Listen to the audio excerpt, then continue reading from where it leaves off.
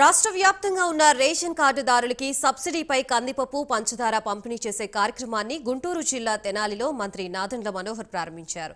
తెనాలిలోని 21వ వార్డులో సబ్సిడీపై ration కార్డుదారులకి kilo కందిపప్పు, అరకిలో చక్కెరని మంత్రి మనోహర్ పంపిణీ చేశారు. అక్టోబర్ నుంచి ఒక్కొక్క రేషన్ కార్డుదారునికి 67 రూపాయలకే కిలో కందిపప్పు, 17 రూపాయలకే అరకేజీ చక్కెర పంపిణీ చేయడం జరుగుతుందని తెలియజేశారు. దీని ద్వారా రాష్ట్రంలో 4,30,00,000 మందికి లబ్ధి చేకూరుతుందని చెప్పారు. అలాగే జనవరి నుంచి రేషన్ కార్డుల ద్వారా రాగి, మిల్లెట్స్ కూడా అందించబోతున్నట్లుగా మంత్రి నాదెండ్ల మనోహర్ తెలిపారు.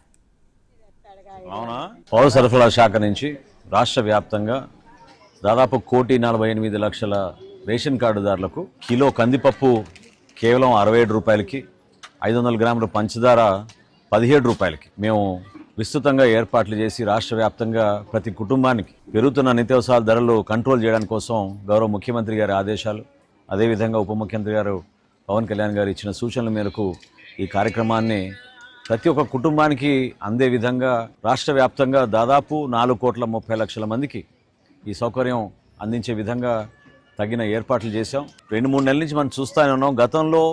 గత ప్రభుత్వంలో కందిపప్పు అదేవిధంగా పంచదార లూజ్గా అంటే బస్తాలు 50 కిలోల బస్తాలు తీసుకొచ్చి పంపిణీ చేసేవాళ్ళు. ఈ రోజు నుంచి మేము రాష్ట్ర వ్యాప్తంగా ప్రతి నెల కూడా ఎప్పుడైతే బియ్యం సరఫరా చేస్తామో రేషన్ కార్డు ద్వారా బియ్యంతో పాటు కిలో కందిపప్పు అదేవిధంగా అరకిలో పంచదార 2 కూడా ప్యాక్డ్ రూపంలో. దీనికి మాకు ఖర్చు ఎక్కువ అవుతుంది, జిఎస్టీ కూడా ఎక్కువైంది. అయినా కానీ ఇదేమో 96 రూపాయల సబ్సిడీతోటి కేవలం 67 రూపాయలకి వినియోగదారులకి అందిస్తున్నాం.